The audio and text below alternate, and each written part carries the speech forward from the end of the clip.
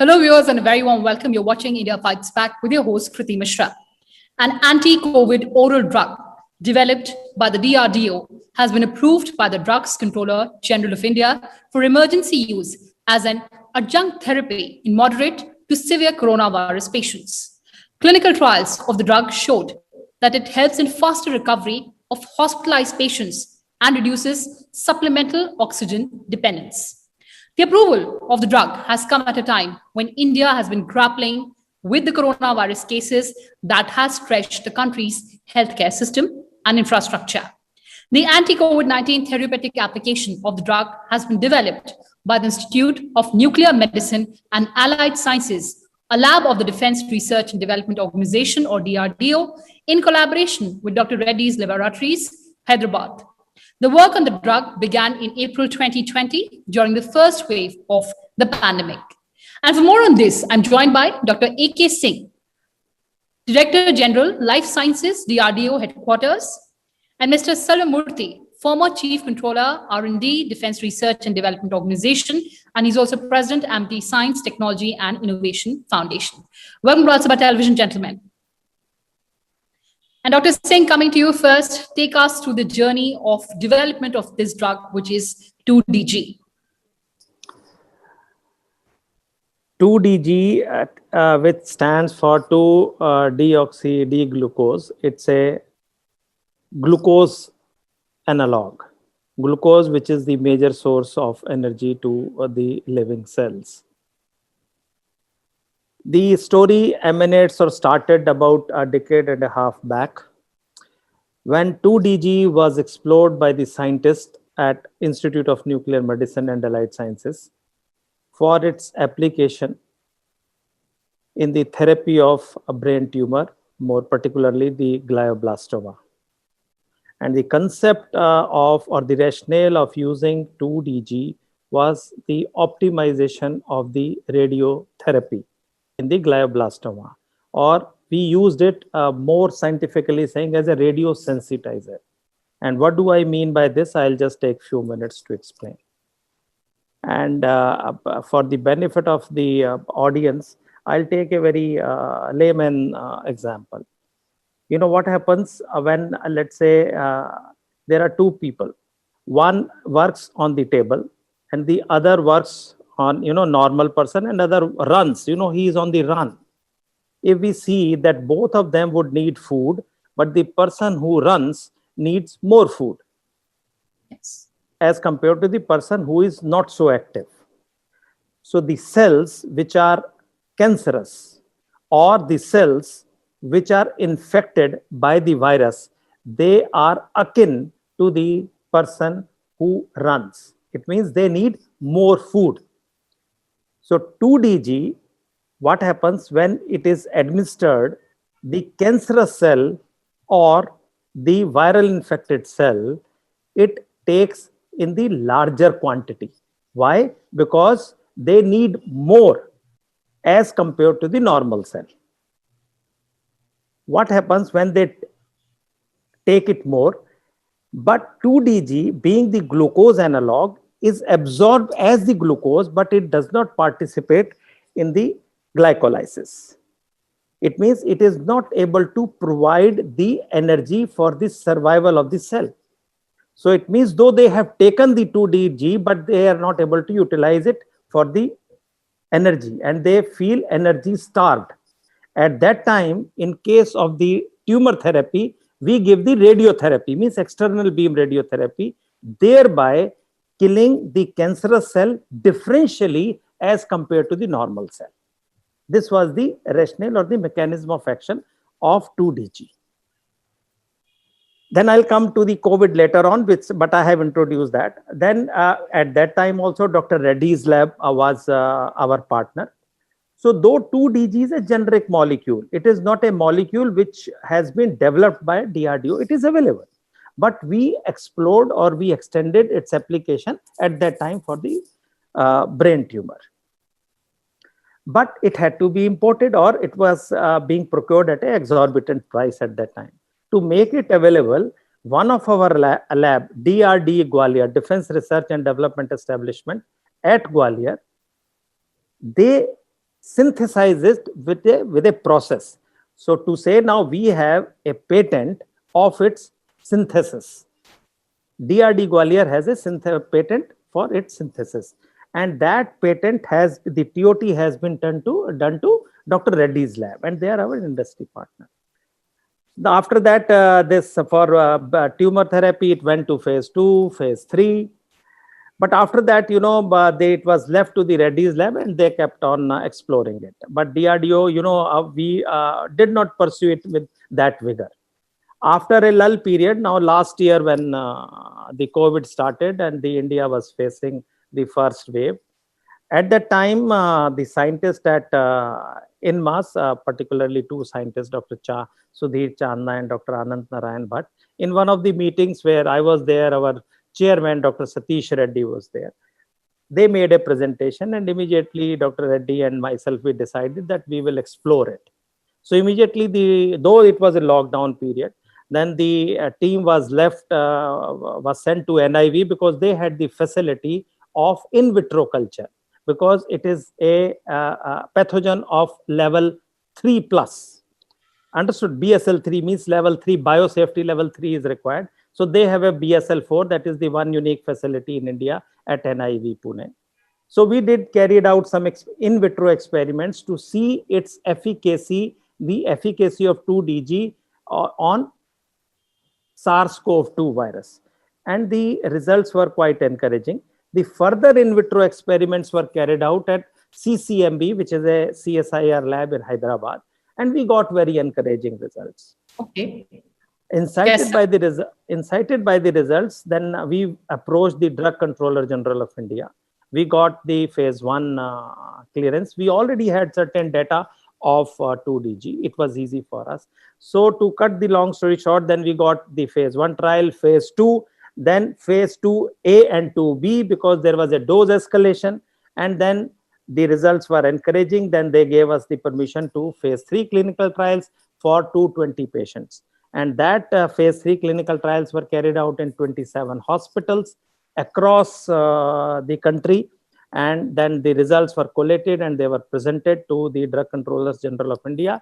Then, as you said, they had permitted the usage of 2DG as adjunct therapy in hospital and institutional setup. And that is the story. It is a weeks old story. Now, Dr. Reddy's lab is geared up for provisioning of the 2DG to the hospitals and the institutions. And one paper, this Patanjali, they also published one paper in March by doing the docking studies and molecular simulation studies, where they said that this can be a anti-COVID drug, but the mechanism which they proposed is different, and the mechanism which we propose is different. They said it directly interacts with the virus and kills. Now, as we go ahead, we will use this 2DG in various hospital and institutional setup, and we are confident. Let's see how the situation uncovers about its efficacy. We are confident that it will prove its worth. Absolutely, sir. So it is important to understand that the work started back in April 2020 with the first onslaught of this pandemic. But moving on, Mr. Selvarmurthy, in the ongoing second COVID-19 wave, a large number of patients are facing oxygen dependency and also need hospitalization. And this development certainly comes as a big breather. Yes, Kirti, let me first of all compliment the scientists of the DRDO, particularly in the Institute of Nuclear Medicine and Life Sciences, for this great contribution. It's a very timely contribution, which will help in a very significant way. I would call it a significant contribution of DRDO in terms of reducing the hospitalization period, the prognosis, facilitating prognosis of the patients, and also reducing the oxygen demand, as you rightly said.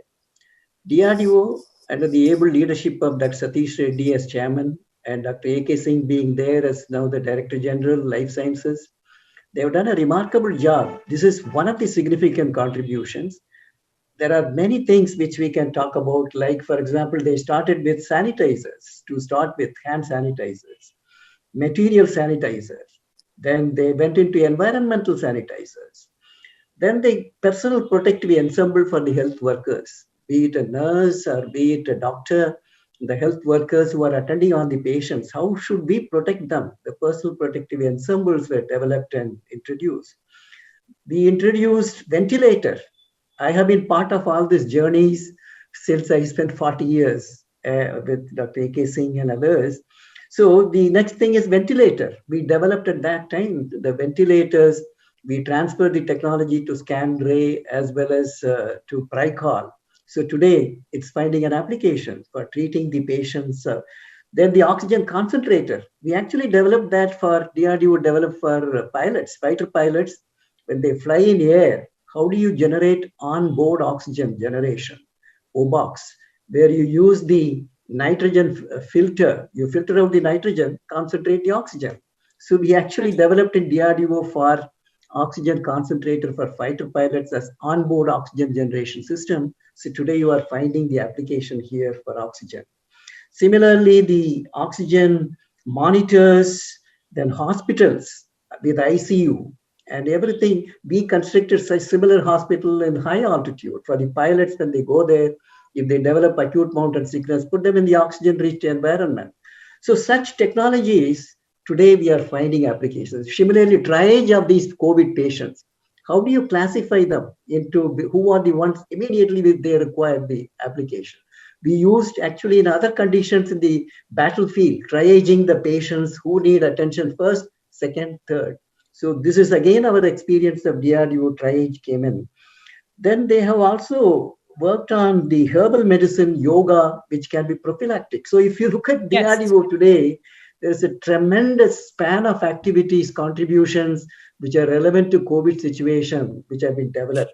And this particular 2-deoxy-D-glucose, as you rightly said, the oxygen demand, as well as the recovery, about 2.5 to 3 days hospitalization is reduced. That means it's very significant. The patient load on the hospitals, particularly ICUs, oxygen demand, ventilators, everything gets reduced. So they have done randomized, double-blind, placebo-controlled studies to show that in 220 patients, if it is reduced, the median value comes down by 3 days. It's significant in terms of hospitalization when we don't have enough number of beds and so on. Similarly, oxygen demand is reducing. How does it work? As Dr. A.K. Singh rightly mentioned, see, when a coronavirus infects a cell, because it doesn't have its own cell, it has to go into a cell, and it starts proliferating very fast, multiplying, so that it wants to infect many cells and make it die. So it is proliferating at very fast, like a cancer cell, which is proliferating very fast. Here is a virus which starts replicating very fast. So they need more energy for that multiplication. This is where you switch off the energy mechanism. You cut off the ATP synthesis, both through the oxidative as well as glycolytic pathway, where the ATP, which is required for the survival of the cell, multiplication of the cell, which is arrested when you give 2-deoxy-D-glucose, which is, as he said, it is an analog glucose which can enter the cell, but it cannot participate in the energy providing process, whereas normal glucose can. So this COVID-affected cell being hyperactive, hungry for energy, it takes more of this 2-deoxy-D-glucose, and now it cannot get the energy from that glucose. It's a weaker cell. Now at this time, your immune system, your medical intervention can become very active. So it's a very important adjunct therapy for the COVID patients to improve their prognosis, because you are strengthening your own immune system by minimizing the synthesis and the energy for the COVID affected cells. So that is the process. So I would call it as a very, very significant contribution of DRDO at this point of time. And also rightly, Drug Controller General of India has given it for emergency use, and it's very cost effective. This doesn't require much money because it's just an analog of glucose. Yes, so sir. That is why it becomes a cost. We'll just talk about the how cost effective this technology or this drug is. But before that, with Dr. C, we'd like to understand, so how about the application of this drug? Application, certainly, what we had been discussing, as a adjunct therapy, it is being proposed. Actually, the standard of care will go on. We are not saying that it will replace the standard of care, but in the standard of care, if you add the 2DG, then it reduces the oxygen demand and it reduces the hospitalization. One. Number two, I'll take it, this is a drug which is not a kind of a panacea or the Ramband ke agar ye 2DG if 2DG is there, that it will cure all the COVID. But certainly it will have its niche role, a very vital role in the clinical management of the COVID patients. To tell you, we are talking that it is effective in the moderate to severe. Then people say, what are the contraindications, where it should be used, where it should not be used? Again, for the benefit of the audience, when you go for a war, you carry all kind of arsenal, you carry all kind of armament. You carry small arms, you carry medium arms, you can carry the bigger arms, because you will use the arm as the situation is. So now, by clearance of the 2DG for emergency use as anti-COVID drug, it is addition in the kitty of the clinicians for the clinical management of the COVID. Let me supplement, Kriti. It is given in the form of a sachet. It's a powder. It's a powder put in sachet, and then you need to mix with water and then drink. Very simple to use. So you just take a glass of water, open the sachet, put it inside, just like drinking glucose water. You just drink this glucose water. It's so easy to use as well. So that is why the ease of use, unlike a capsule to swallow or a tablet, and this is very easy, like a powder, it have to be dissolved in water. And the dose optimization has been done in phase 2B. So which is that for the dosing, what is the optimal dose to take care as an adjunct therapy has also been done on 110 patients, so in almost 11 hospitals. So this is a very big multi-centric trials which have been done in such a short time. Also, sir, you were talking about this molecule and analog of glucose. It is easy to assume that it will be very easily produced and it will be made available in plenty in the country, Mr. Selvamurthy? Yes, it will be Dr. Reddy's laboratory. We have transferred this technology even for the other application, cancer application, as a radio sensitizer 10 years ago. So they have already made the process. They have put the plants at that time itself for scaling up. And then the process which we have developed at our DRD, Gwalior laboratory of DRDO. And now that has already been, manufacturing facilities there.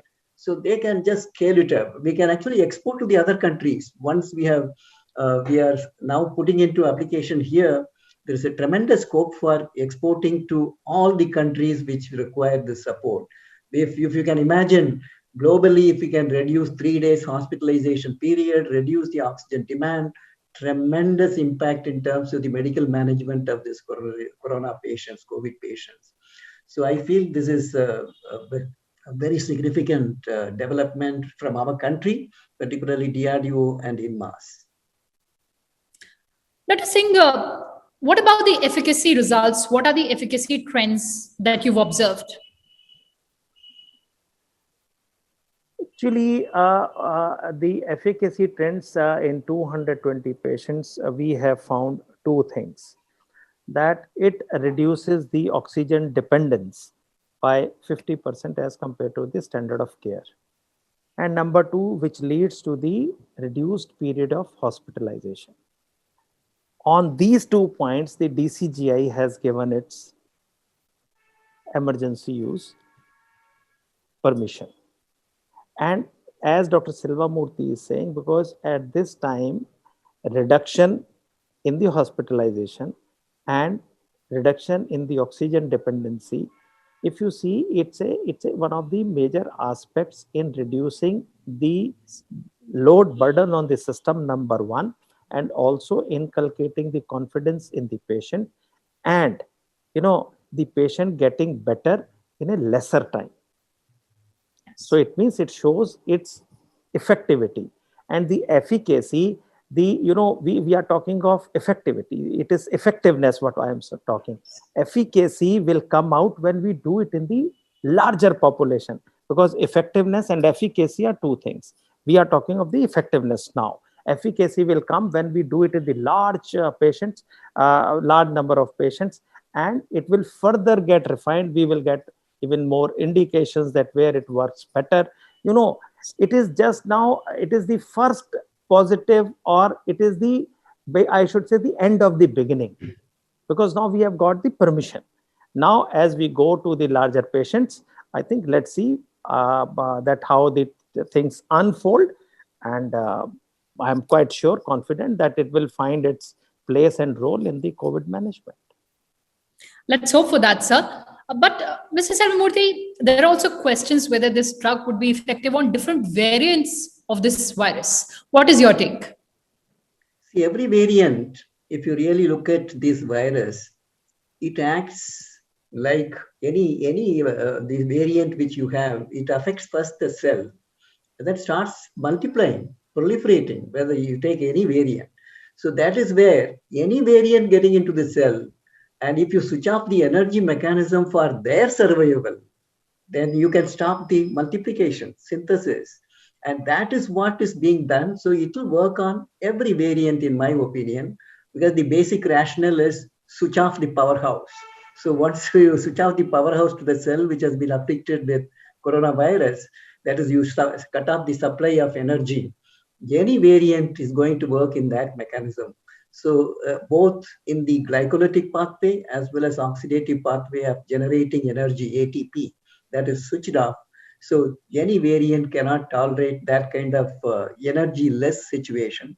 So I'm confident that this will work for helping in the medical management of any variant of corona-affected patients. And in terms of efficacy, what A.K. Singh rightly said, the first is symptoms, clinical symptoms like fever, cough, and those. So first you look at the clinical prognosis, which is better in these patients. What is the, when you talk about the, how do you assess whether it is working? That is, first parameter is the clinical parameters. The second is hospitalization duration. Randomly you see both in control group as well as in experimental group, how many days was the hospitalization of these patients. So if your median value comes down by 3 days, the hospitalization is reduced. That's again a very great benefit you give.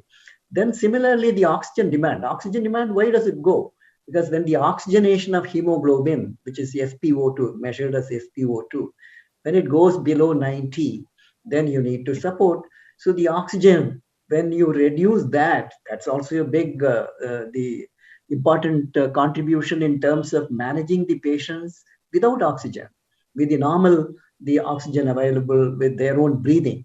So these are all the support. So the prognosis of the patients and the hospitalization period is reduced, oxygen utilization is reduced, and there's the better clinical prognosis, which have been seen in phase 2, phase 3 clinical trials, as Dr. A.K. Singh mentioned. Now we should have in thousands. Once you start doing it in many hospitals, this is also being done as adjunct therapy in addition to the other conventional medical management. This will also be done on these. So we will look at the prognosis on the control group, which will be on the routine medical management, and supplemented with this 2-deoxy-D-glucose. What all have been benefits which have been accrued, all that will come up subsequently when it's being used. Absolutely. So time for closing comments from both my guests. Dr. Singh, it is expected to save lives with the mechanism of operation of this drug in the infected cells. What is your closing comments, sir?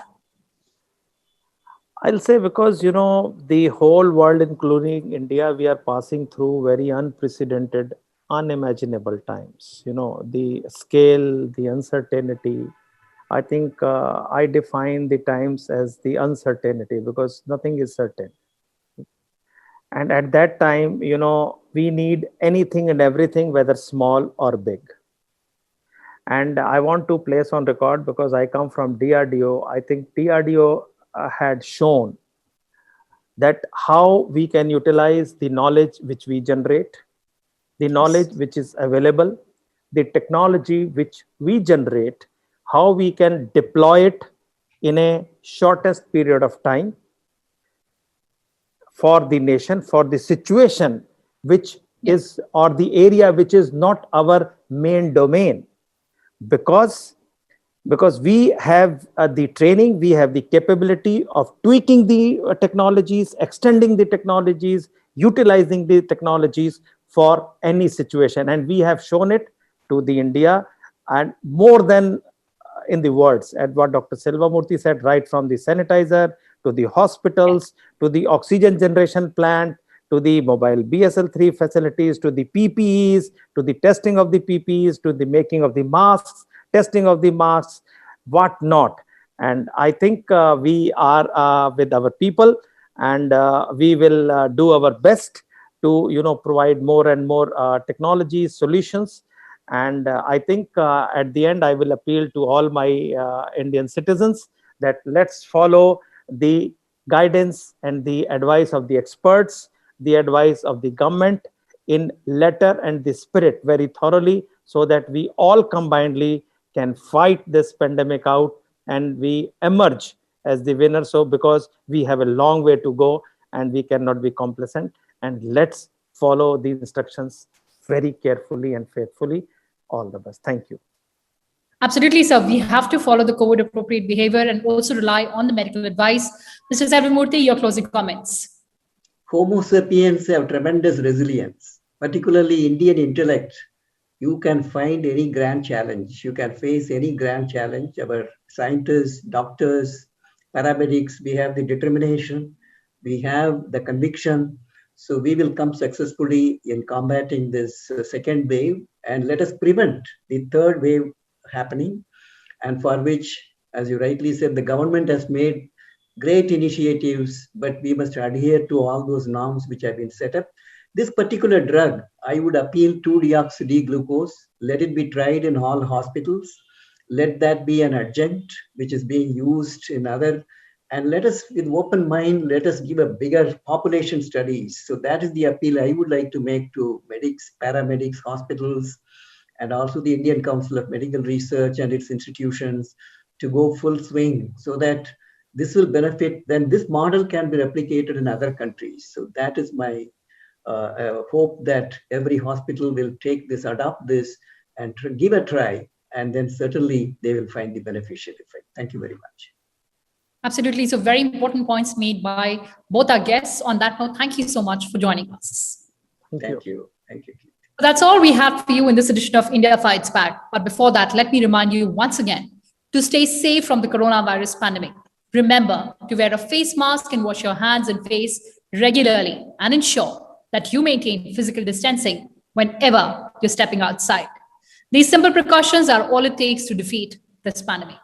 Take good care and goodbye.